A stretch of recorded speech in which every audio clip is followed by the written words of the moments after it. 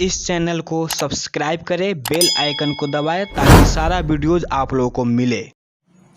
Hi friends, हम लोगों ने 10th क्लास की केमिस्ट्री में metals and non metal start किया था, जिसका हिंदी होता है धातु एवं अधातु। तो उसमें हम आप लोगों को कुछ रिएक्शंस हम बताए हुए थे कि मेटल्स जो होते हैं वह रिएक्शन करते हैं तो क्या क्या फॉर्मेशन उनके अंदर होता है। अब यहाँ पे हम नॉन मेटल का रिएक्शन हम लोग जानेंगे।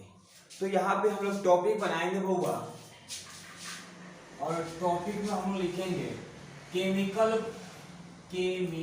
प्रॉपर्टीज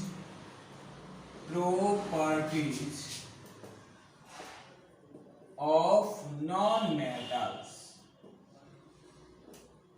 इसका हिंदी होगा अधातु के रासायनिक गुण। इसका हिंदी भी नोट कर लीजिएगा आप लोग। अब यहाँ पर हम एक एक करके इन सभी के बारे में स्टडी करेंगे। तो इसमें हम लोग फर्स्ट रिएक्शन ये देखेंगे कि जब कोई नॉन मेटल ऑक्सीजन के साथ रिएक्शन करता है तो क्या क्या फॉर्मेशन करता है, क्या क्या बनाता है, इसके बारे में जानेंगे हम लोग पहले। तो इतना जानिए कि जब नॉन मेटल ऑक्सीजन के साथ रिएक्शन करता है तो नॉन मेटल ऑक्साइड्स बनाता है, नॉन मेटालिक ऑक्साइड बनाता है, अधात्विक ऑक्साइड बनाता है। तो इसके पहले वाले रिएक्शन में हम बताए हुए थे कि मेटल्स जो होते हैं वो ऑक्सीजन के साथ जब रिएक्शन करते हैं तो मेटालिक ऑक्साइड बनाते थे, और ये भी नॉन मेटल भी ऑक्सीजन के साथ रिएक्शन कर रहे हैं तो ये नॉन मेटालिक ऑक्साइड बना रहे हैं। तो इन दोनों के बीच में डिफरेंस क्या है? तो इन दोनों के बीच में डिफरेंस यही है कि जो मेटल ऑक्सीजन के साथ कंबाइन होके मेटालिक ऑक्साइड बनाते थे तो वो जो नेचर में जो होते थे वो बेसिक नेचर के होते हैं, लेकिन यह नॉन मेटल जो है यह ऑक्सीजन के साथ रिएक्शन करता है तो यह नॉन मेटालिक ऑक्साइड का फॉर्मेशन करता है। और इसके बीच में डिफरेंस यही है कि यह एसिडिक नेचर के होते हैं। तो मेटल ऑक्साइड बेसिक नेचर के और non metal oxide acidic nature के। तो वहां पे हम बता रहे थे वो बेसिक नेचर के है तो उसको वाटर के साथ डिजोल्व हम करते थे तो वो अल्कली का फॉर्मेशन करते थे, लेकिन यहाँ पे ये एसिडिक नेचर के है, जब इसको वाटर के साथ डिजोल्व हम करेंगे तो यह एसिड का फॉर्मेशन करेंगे। अब वहां पे सबसे पहले हम रिएक्शंस के बारे में जानेंगे। तो सबसे पहला रिएक्शन हम लोग लिखेंगे रिएक्शन बिटवीन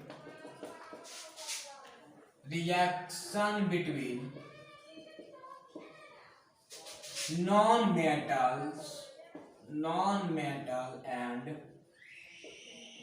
वाटर। यह हम लोगों का पहला रिएक्शन हुआ। Reaction between non metal and water नहीं, ऑक्सीजन होगा O2। तो इसका हिंदी होगा अधातु एवं ऑक्सीजन के बीच अभिक्रिया। अब यहाँ पे हम इसका स्टेटमेंट जानेंगे। इसका स्टेटमेंट क्या होगा? तो यहाँ पे होगा क्या हुआ, when non metal reacts with oxygen to forms what? Non-metal oxide।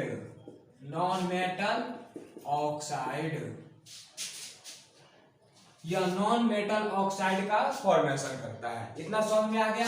तो ये हम देखिए लिखे क्या है, when non metal reacts with oxygen two forms non metal oxide. इसका अर्थ हुआ कि जब अधातु ऑक्सीजन के साथ अभिक्रिया करता है तब अधात्विक ऑक्साइड का निर्माण करता है। तो ये इसका हिंदी हो गया। अब इसका जनरल फॉर्मूला के बारे में हम बात करेंगे। इसका जीएफ क्या होता है? तो यहाँ पे क्या होगा, नॉन मेटल, यही ना था हाँ, नॉन मेटल जब O2 ऑक्सीजन के साथ ये मिलेगा तो नॉन मेटालिक ऑक्साइड का फॉर्मेशन करेगा, नॉन मेटल ऑक्साइड का फॉर्मेशन करेगा। इतना समझ में आ गया आप लोग को हुआ। अब यहाँ पे इसका कुछ एग्जांपल्स हम लोग देखेंगे। जैसे आप लोग जानते हैं कि कार्बन, सब कोई जानता है कि कार्बन जो होता है जिसे C के द्वारा इंडिकेट करते हैं, यह जो होता है यह नॉन मेटल होता है। C से कार्बन होता है बाबू, आप लोग जानते होंगे पहले से। C से होता है क्या हुआ, कार्बन होता है। तो यह अगर ऑक्सीजन के साथ रिएक्शन अगर करता है, लेकिन ऑक्सीजन यहाँ पे एक्सेस मात्रा में चाहिए, अधिक ऑक्सीजन होना चाहिए, ऑक्सीजन यहाँ पे कम नहीं होनी चाहिए। अब यह रिएक्शन करेगा तो ये CO2 बनाएगा, और इस CO2 को हम लोग क्या कहेंगे, कार्बन डाइऑक्साइड कहेंगे। ठीक है, और वहीं यहाँ पे लेकिन ऑक्सीजन की मात्रा अगर इफिशिएंट कर दिया जाता है, सफिशिएंट कर देते हैं, कम कर देते हैं, तो ये कार्बन मोनोऑक्साइड बना लेते हैं। तो अगर यही सेम वही कार्बन रहेगा लेकिन ऑक्सीजन की मात्रा सफिशिएंट कर देते हैं, हम लोग कम कर देते हैं, तो यह कार्बन मोनोऑक्साइड बना लेगा। यह होगा क्या बनाएगा, कार्बन मोनोऑक्साइड, कार्बन मोनोऑक्साइड बना लेगा। ठीक है, तो इन दोनों में डिफरेंस क्या है, यह कार्बन डाइऑक्साइड है, यह कार्बन मोनोऑक्साइड है, दोनों में डिफरेंस क्या है, यहाँ पे कार्बन के 2 मॉलिक्यूल्स यहाँ पे लग रहे हैं और यहाँ पे यहाँ पे ऑक्सीजन के 2 मॉलिक्यूल्स लग रहे हैं और यहाँ पे ऑक्सीजन के 1 मॉलिक्यूल, लेकिन फिर भी डिफरेंस क्या है, यह जो होता है अगर एक्सेस मात्रा में ऑक्सीजन को कंबाइन किया जाए तो जो कार्बन डाइऑक्साइड बनता है यह एसिडिक नेचर का बनता है। यह जो कार्बन डाइऑक्साइड है वो यह एसिडिक अम्लीय स्वभाव का होता है, लेकिन यह जो है सफिशिएंट यूनिट में अगर ऑक्सीजन को मिलाया जाए कार्बन से तो कार्बन मोनोऑक्साइड जो बनेगा यह न्यूट्रल होगा। यह क्या होगा, यह न्यूट्रल होगा, उदासीन होगा। ठीक है, इतना समझ में आ गया।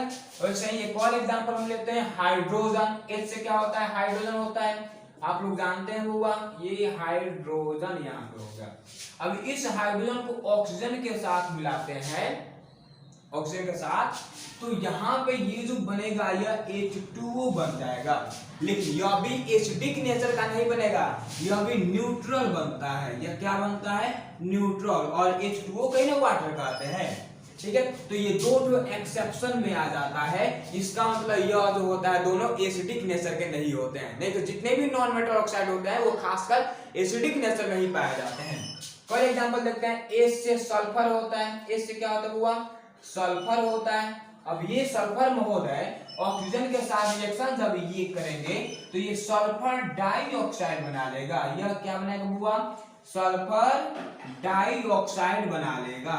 अब ये डाइऑक्साइड जो यहाँ पे बना यह एसिडिक नेचर का होगा। यह किस नेचर का होगा, एसिडिक नेचर का होगा। इतना समझ में आया, इसको नोट कीजिए, फिर आगे पढ़ते हैं हम लोग। अब हम लोग यहाँ पे ये जानेंगे, non metal oxides are acidic in nature, so it form acid when dissolved in water. इसका हिंदी होता है, अधात्विक ऑक्साइड स्वभाव में अम्लीय होते हैं, इसलिए जल में घुलने पर यह अम्ल का निर्माण करते हैं। हिंदी हो गया। तो इसका मतलब क्या हुआ कि जितने भी नॉन मेटल ऑक्साइड होते हैं वह एसिडिक नेचर के होते हैं। जब एसिडिक नेचर के होंगे तो उसे वाटर में डिसॉल्व करने पर वो एसिड का फॉर्मेशन करेंगे कि नहीं, वहां से H+ आयन अलग होगा भले, लेकिन वो एसिड कहलाएगा कि नहीं, कहलाएगा। एग्जांपल देखते हैं, जैसे यहाँ पे कार्बन डाइऑक्साइड CO2 लिए, इसको हम लोग क्या कहते हुआ, कार्बन डाइऑक्साइड। और हम लोग जानते हैं कि CO2 जो होता है यह नॉन मेटल ऑक्साइड होता है कि नहीं, यह नॉन मेटल ऑक्साइड होता है। अब बात हम यहाँ पे करते हैं कि H2O वाटर के साथ डिसॉल्व करेंगे, इसे हम वाटर के साथ इसे हम मिलाएंगे तो ये बना देगा H2CO3, जिसे हम लोग कहते हैं कार्बोनिक एसिड कहते हैं, या इसी को हाइड्रोजन कार्बोनेट कहते हैं, या अगर एक और नाम जानना चाहते हैं तो ये हो जाएगा हाइड्रोजन कार्बोनेट हो जाएगा। इतना समझ में तो आया आप लोगों को। अब देखिए सल्फर डाइऑक्साइड SO2, इसे हम लोग क्या कहते हैं हुआ, सल्फर डाइऑक्साइड कहते हैं। और यह भी क्या है, यह भी नॉन मेटल ऑक्साइड है। यह भी क्या है, नॉन मेटल ऑक्साइड है। जब ये वाटर H2O के साथ जब डिसॉल्व होगा तो ये बना देगा H2SO3 बना देगा। इसे हम लोग क्या कहते हैं, इसे सल्फ्यूरस एसिड कहते हैं। या इसका एक और नाम होता है वो भी जान लेते हैं। H से क्या होगा, हाइड्रोजन होगा, और SO3 से क्या होता है, सल्फाइड होता है, हाइड्रोजन सल्फाइड। इस तरह से इतना समझ में आ गया। अब इससे एक और ऑब्जर्वेशन निकलती है, जब ये एसिडिक नेचर का होगा तो यह ब्लू लिटमस को किस में टर्न करेगा, रेड में तो एकदम ये करेगा ही। एसिड बेस एंड सॉल्ट में हम बताए थे कि जो कंपाउंड जो सॉल्यूशन अगर वो एसिडिक नेचर का हो तो ब्लू लिटमस को रेड में चेंज कर देते हैं। तो यहाँ पे लिखेंगे क्या हुआ कि जो ब्लू लिटमस जो होता है, ब्लू लिटमस, इस ब्लू लिटमस को वो किसमें चेंज करेंगे, रेड लिटमस में चेंज कर देंगे। अब एक और बात कि जब नॉन मेटल ऑक्साइड, क्या हुआ, नॉन मेटल ऑक्साइड जब एसिडिक नेचर के होते हैं, एसिडिक नेचर के होते हैं, इसका मतलब बेस के साथ जब मिलेंगे तो क्या बनाएंगे, एसिड प्लस बेस। याद कीजिए एसिड बेस एंड सॉल्ट में कि वो क्या बनाएगा, सॉल्ट और वाटर बनाएगा। तो क्या बनेगा होगा, सॉल्ट प्लस वाटर बना देगा। इतना समझ में आ गया आप लोगों को। अब इसको आप लोग नोट कर लीजिए, फिर हम लोग अगला रिएक्शन पढ़ेंगे। अब हम लोग यहाँ पे नेक्स्ट रिएक्शन की बात करते हैं, reaction between non metal and water. इसका मतलब होता है जल और अधातु के बीच अभिक्रिया। तो हम लोग जानते हैं कि वाटर जो होता है वह हाइड्रोजन को कंटेन करता है। इसका मतलब उसमें हाइड्रोजन का मॉलिक्यूल्स रहता है। ऑक्सीजन के एक मॉलिक्यूल्स रहता है लेकिन हाइड्रोजन के 2 मॉलिक्यूल्स रहते हैं। तो यहाँ पे क्या नॉन मेटल वाटर के साथ रिएक्शन कर सकता है, रिएक्शन ऑक्सीजन के साथ करता है। हम लोग पहले ही रिएक्शन में जाने हैं कि नॉन मेटल किसके साथ रिएक्शन करेगा, ऑक्सीजन के साथ। तो वाटर में हाइड्रोजन ऑक्सीजन दोनों रहेगा, लेकिन वहां से हाइड्रोजन जब डिस्प्लेस होगा तब ना ऑक्सीजन के साथ रिएक्शन करेगा। जब हाइड्रोजन डिस्प्लेस ही नहीं होगा तो वो फिर रिएक्शन कहां से करेगा। तो इस तरह से हम देखते हैं कि जितने भी नॉन मेटल्स हैं वो हाइड्रोजन से लेस रिएक्टिव होते हैं। इस कारण से वाटर के साथ क्या रिएक्शन कर पाएंगे, नहीं कर पाएंगे। तो हम पहले ही बताए रिएक्टिविटी सीरीज में कि जो भी मेटल होते हैं या जो भी सब्सटेंस होते हैं अगर मोर रिएक्टिव हो तब लेस रिएक्टिव को डिस्प्लेस करते हैं। लेकिन क्या लेस रिएक्टिव मोर रिएक्टिव को डिस्प्लेस वो करेगा, नहीं करेगा। तो यहां पे हम लोग मेनली लिखेंगे वाटर कंटेन, हम यहाँ पे इंग्लिश में बोल दे रहे हैं, आप लोग उसको नोट कर लीजिए 1 नंबर का। Water contain hydrogen ion which is more reactive than non-metals, which is more reactive than non-metals, so can't displace hydrogen from water, so non-metal can't react with water। English लिख लिया आप लोग। अब इसका Hindi note कीजिए आप लोगों का। जल हाइड्रोजन आयन को संग्रहित करता है जो अधातुओं से अधिक क्रियाशील होता है, अतः या इसलिए अधातु हाइड्रोजन को जल से विस्थापित नहीं कर पाती है, अतः अधातु जल के साथ अभिक्रिया नहीं कर सकती है। हो गया, आ गया समझ में। अगर एग्जांपल में आप लोगों से ये दे दिया जाए कि हाँ ये देखिए, ये बताइए क्या यह रिएक्शन सही है, तो यहाँ पे जैसे दे दिया जाए कि कार्बन रिएक्ट विथ वाटर, तो आप लोग सीधे लिख देंगे नो रिएक्ट, रिएक्शन नहीं करेगा। क्यों, तो यहाँ पे लिखेंगे here carbon is less reactive than hydrogen, so hydrogen can't displaced by carbon, so this reaction is not possible या impossible। I don't understand। चलिए अगर हिंदी में लिखना हो तो उसको ऐसे लिख सकते हैं हम लोग, यहाँ कार्बन हाइड्रोजन से कम क्रियाशील है इसलिए कार्बन हाइड्रोजन को विस्थापित नहीं कर सकता, अतः यह अभिक्रिया संभव नहीं है। इंग्लिश बोल दिया, उसका हिंदी भी हम बोल दिए, उसको लिख लीजिए हम लोग। आगे समझे।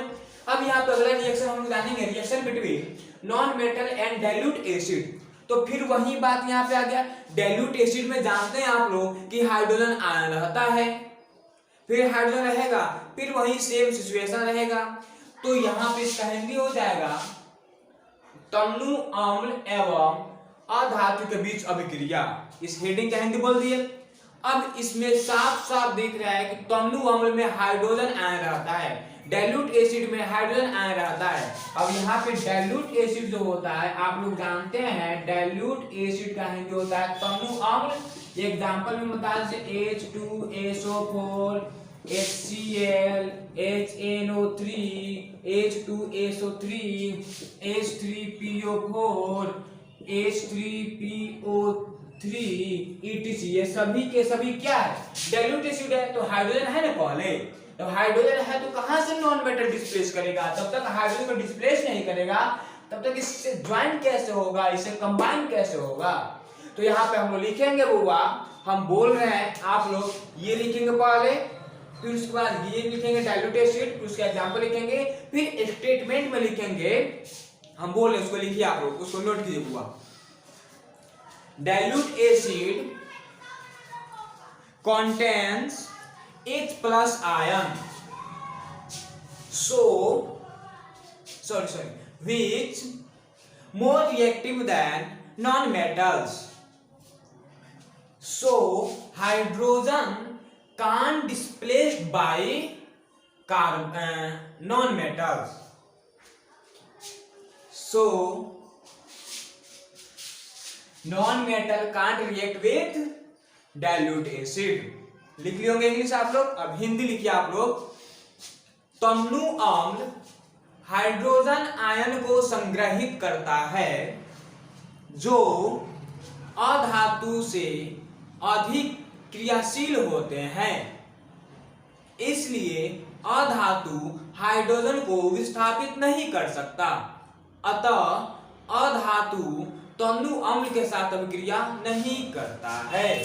अगर एग्जांपल अगर आपसे कोई आपके सामने कोई इक्वेशन दे दे कि यहाँ पे H2SO4 है, क्या कार्बन के साथ रिएक्शन होगा? बताइए। तो सीधे लिख देंगे no reaction, no react with something something. I understand. या कभी रिएक्शन नहीं करेगा। इतना समझ में आ गया? इसको नोट कीजिए आप लोग, फिर हम लोग आगे पढ़ते हैं। अब हम लोग यहाँ पे नेक्स्ट रिएक्शन की बात करते हैं, reaction between non metal and salt solution.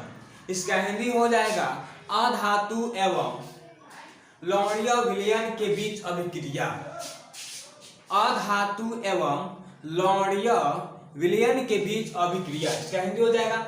अब इसका स्टेटमेंट क्या होगा? यहाँ पे लिखे हुए हैं, a more reactive non metal displaces the less reactive non metal from salt solution and forms new salt solution.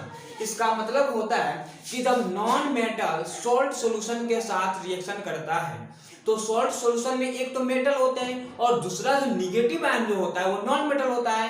तो ये भी नॉन मेटल, ये भी नॉन मेटल, तो ये मोर रिएक्टिव नॉन मेटल होता है जो सॉल्ट सॉल्यूशन में से लेस रिएक्टिव नॉन मेटल को डिस्प्लेस करके हटा देता है और ये खुद आ जाता है मेटल के साथ। आगे समझ में? तो वहीं इसका हिंदी होगा, एक अधिक क्रियाशील अधातु लवणीय विलयन से कम क्रियाशील अधातु को विस्थापित करके एक नया लवणीय विलयन का निर्माण करता है। ये इसका हिंदी नोट कर लिया आप लोग। एग्जांपल देते हैं, जैसे यहाँ पे NaBr को हम लोग क्या कहेंगे? सोडियम ब्रोमाइड कहेंगे। सोडियम ब्रोमाइड या सोडियम ब्रोमाइड की बात करते हैं तो यह सॉल्ट सॉल्यूशन होता है। अब यहाँ पे यह एक मिनट को हला कर रहे हैं, आसपास के बच्चे जो होते हैं थोड़ा सा उत्पाती होते हैं, हल्ला करने लगते हैं। तो हम लोग यहाँ पे बात कर रहे थे कि ये सोडियम है और यह ब्रोमीन। अब यहाँ पे क्या होगा कि यह भी नॉन मेटल और ये भी नॉन मेटल, तो दोनों तो नॉन मेटल है, तो यह सॉल्ट सॉल्यूशन कहलाएगा। और यह नॉन मेटल क्या होगा? सॉल्ट सॉल्यूशन में से एक नॉन मेटल को डिस्प्लेस कर देगा और ये ClBr की जगह पे आ जाएगा और Br यहाँ से डिस्प्लेस हो जाएगा। Cl is the more reactive than Br, bromine. I understand. अब यहाँ पे Cl आ जाएगा Br की जगह पे, तो NaCl बन जाएगा और Br डिस्प्लेस हो जाएगा। हो गया। तो NaCl को हम लोग क्या कहते हैं? NaCl को सोडियम क्लोराइड कहते हैं। कितना समझ में आ गया? वैसा ही अब यहाँ पे ETC, अब इसका कितना था? फिर यहाँ पे हम लोग 5th नंबर रिएक्शन देखेंगे कि reaction between non metal and chlorine. तो यहाँ पे क्या हुआ कि नॉन मेटल जब क्लोरीन के साथ रिएक्शन करेगा तो नॉन मेटल क्लोराइड का फॉर्मेशन करता है। ठीक है, इसका इंग्लिश लिखे हैं non metal reacts with Cl2 to form non-metal chloride which is not conduct electricity, it is generally liquid या गैस। इसका मतलब होता है, इसका हिंदी, अधातु Cl2 के साथ जब क्रिया करता है तब अधातु क्लोराइड का निर्माण करता है जो इलेक्ट्रिसिटी का सुचालक नहीं होता है, विद्युत का सुचालक नहीं होता है। यह सामान्यतः लिक्विड और गैस में पाया जाता है। समझे आप लोग? एग्जांपल देते हूँ, यहाँ पे हाइड्रोजन है, ये H2 हाइड्रोजन है जो नॉन मेटल है कि नहीं, यह नॉन मेटल है, और यह नॉन मेटल जो है वो हुआ Cl2, ये भी तो नॉन मेटल है। तो ये Cl2 के साथ जब रिएक्शन करेगा तो HCl बनाएगा और इसे हम लोग कहेंगे हाइड्रोक्लोरिक एसिड। और HCl जो होता है इलेक्ट्रिसिटी को कंडक्ट नहीं करता है। आगे समझ में, इसको नोट कीजिए। हम लोग फिर नेक्स्ट रिएक्शन देखते हैं। अब हम लोग यहाँ पे नॉन मेटल का जो रिएक्शन है वो लास्ट रिएक्शन यहाँ पे हम लोग 6 नंबर पढ़ेंगे, reaction between non metal and hydrogen. इसका हिंदी होगा अधातु एवं हाइड्रोजन के बीच अभिक्रिया। तो यहाँ पे हम लिखेंगे statement when non metal reacts with hydrogen two forms non metal hydrides. इसका मतलब होता है जब अधातु हाइड्रोजन गैस के साथ क्रिया करता है तब अधातु हाइड्राइड का निर्माण करता है। अब यहाँ पे जो अधातु हाइड्राइड बनाता है यह कोवैलेंट हाइड्राइड होता है। कोवैलेंट का मतलब क्या होता है? कोवैलेंट का मतलब होता है वैसा कंपाउंड जो इलेक्ट्रॉन्स के शेयरिंग से बना हो, उसे कोवैलेंट कंपाउंड कहते हैं। सिर्फ हाइड्रोजन जो है इलेक्ट्रॉन को लूज नहीं कर सकता, नहीं गेन कर सकता है, वो सिर्फ और सिर्फ शेयर करता है। ठीक है, तो यहाँ पे यह नॉन मेटल के साथ शेयर, और ये देखिए नॉन मेटल के साथ रिएक्शन हो ही रहा है तो नॉन मेटल का एबिलिटी होता है ये इलेक्ट्रॉन को लेना। इलेक्ट्रॉन लेगा तो किससे? हाइड्रोजन से। तो हाइड्रोजन में तो चाहे हम भी स्टेबल हो, तो वो कहेगा हम नहीं देंगे, आप भी दीजिए, हम भी दे रहे हैं, हम आपको दे रहे हैं, आप हमको दीजिए। और वो शेयरिंग कर लेता है और उनके माध्यम से जो बॉन्ड बनता है उसे कोवैलेंट बॉन्ड के नाम से जानते हैं, जो इसी में हम आप लोग को आगे बताएंगे। ओके, तो यहाँ पे उसका हो जाएगा ये हिंदी हम आप लोग बता चुके हैं। अब यहाँ पे non metal plus H2 reaction करेगा तो नॉन मेटल हाइड्राइड बनाएगा, ये इसका जनरल फार्मूला हो गया। यहाँ पे H2, ये H2 से क्या होता है हुआ? हाइड्रोजन होता है जो गैस का फॉर्म होता है, और A से क्या होगा? सल्फर होगा जो लिक्विड होता है। तो दोनों आपस में रिएक्शन करेगा तो H2S बनाएगा, जिसे हम हाइड्रोजन सल्फाइड कहते हैं। हाइड्रोजन सल्फाइड कहते हैं। आगे रिएक्शन में आप लोगों को जो गैस का फॉर्म होता है और N2 से आप लोग जानते हैं नाइट्रोजन होता है। अब ये नाइट्रोजन हाइड्रोजन H2 के साथ जब रिएक्शन करता है तो यहाँ पे यह NH3 जिसे हम लोग अमोनिया कहते हैं, ये अमोनिया बनाता है। ये सभी कोवैलेंट ही कंपाउंड है। कोवैलेंट कंपाउंड हम बता रहे हैं आप लोगों को। यह C से कार्बन होता है, जब कार्बन H2 हाइड्रोजन के साथ जब रिएक्शन करता है तो ये मीथेन बनाता है। यह मीथेन एक गैस के फॉर्म में होता है, मीथेन गैस। ठीक है, ETC ये बहुत सा एग्जांपल हो गया। अब कोवैलेंट कंपाउंड क्या होता है? तो इलेक्ट्रॉन का जब शेयरिंग होता है तो उसके माध्यम से बॉन्ड बनता है, उसे कोवैलेंट बॉन्ड कहते हैं, और उस कंपाउंड को कोवैलेंट कंपाउंड कहते हैं। जैसे H2S की बात करते हैं तो H2 हाइड्रोजन दो हाइड्रोजन यहाँ पे हो गया। अब यहाँ बात करते हैं हाइड्रोजन के पास एक ही होते हैं इलेक्ट्रॉन, तो हाइड्रोजन के पास एक इलेक्ट्रॉन हो गया, और सल्फर के पास 2 इलेक्ट्रॉन होते हैं, तो ये शेयरिंग कर लेता है। सब हो गया, ये भी ऑक्टेट पूरा किया और ये अपना डुएट पूरा कर लिया, स्टेबल हो गया। तो ये शेयरिंग के माध्यम से बॉन्ड बना है, इसी बॉन्ड को हम लोग कोवैलेंट बॉन्ड कहते हैं। कोवैलेंट बॉन्ड, आज पूरा कंपाउंड को कोवैलेंट कंपाउंड कहते हैं। हो गया, कितना समझ में आ गया? तो इस तरह से नॉन मेटल का हम लोग रिएक्शन स्टडी कर लिए।